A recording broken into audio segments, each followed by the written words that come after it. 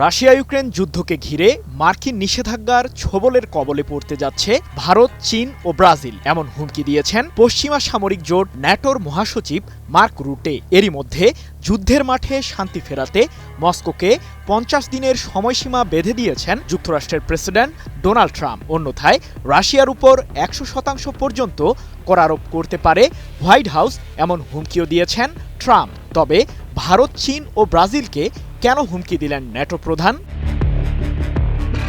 ৩ বছরেরও বেশি সময় ধরে চলছে রুশ ইউক্রেন যুদ্ধ, যার ভবিষ্যৎ নিয়ে শঙ্কায় পুরো বিশ্ব। ট্রাম্পের শান্তির বাণীতেও সাড়া দিচ্ছেন না রাশিয়ার প্রেসিডেন্ট ভ্লাদিমির পুতিন। উল্টো ইউক্রেনের বাকি অঞ্চলগুলোও নিজের দখলে নিতে মরিয়া রুশ প্রেসিডেন্ট। এদিকে ইউক্রেনকে সমরাস্ত্র দিয়ে আবার সাহায্যও করেছে হোয়াইট হাউস। যদিও যুদ্ধবিরতিতে যেতে পুতিনকে চাপ প্রয়োগ করেই চলেছেন মার্কিন প্রেসিডেন্ট ট্রাম্প।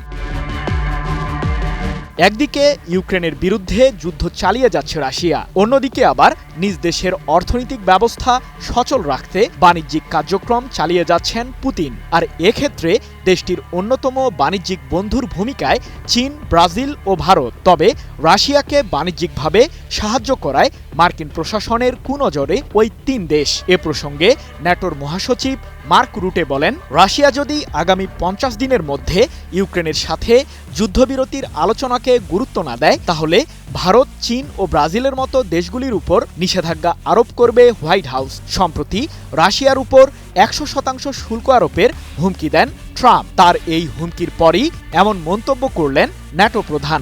১৬ জুলাই এক প্রতিবেদনে বিষয়টি নিশ্চিত করেছে তুরস্কের সংবাদ মাধ্যম আনাদোলু এজেন্সি।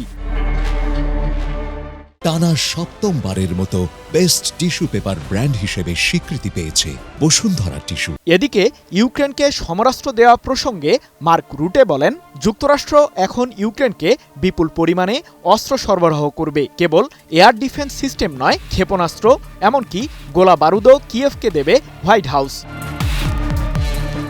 তবে বাণিজ্যিক যুদ্ধের পথকে নিরুৎসাহিত করছে চীন। এ প্রসঙ্গে দেশটির পররাষ্ট্র মন্ত্রণালয়ের মুখপাত্র লিন জিয়ান বলেন, সংলাপ ও আলোচনাই ইউক্রেন সংকট থেকে বেরিয়ে আসার একমাত্র উপায়। চীন একতরফা নিষেধাজ্ঞার বিরোধিতা করে। শুল্ক যুদ্ধ এবং বল প্রয়োগ ও চাপের মাধ্যমে কেউ বিজয়ী হতে পারে না। সৃজন মাহমুদ, নিউজ 24।